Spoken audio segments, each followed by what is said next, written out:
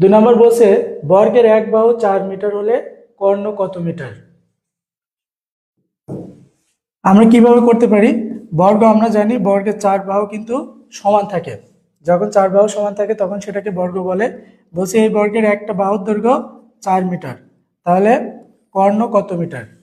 এখানে কিছুই না, কর্ণের একটা সূত্র জানতে হবে আমাদের, সেই সূত্রটা জানলেই কিন্তু আমাদের হয়ে যাবে।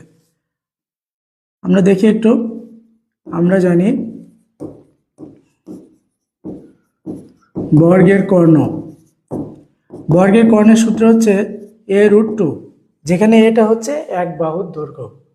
বর্গের কর্ণের দৈর্ঘ্য সূত্র হচ্ছে বর্গের কর্ণের দৈর্ঘ্য, এর সূত্রটা হচ্ছে a√2, যেখানে এটা হচ্ছে এক বাহুর দৈর্ঘ্য। তাহলে এক বাহুর দৈর্ঘ্য আমাদের দেওয়া আছে 4 মিটার, আমরা এখানে বসাই দিতে পারি 4, তাহলে ফাইনালি আসলো কি 4√2। খুব সহজ উত্তর হবে খ নাম্বার 4√2।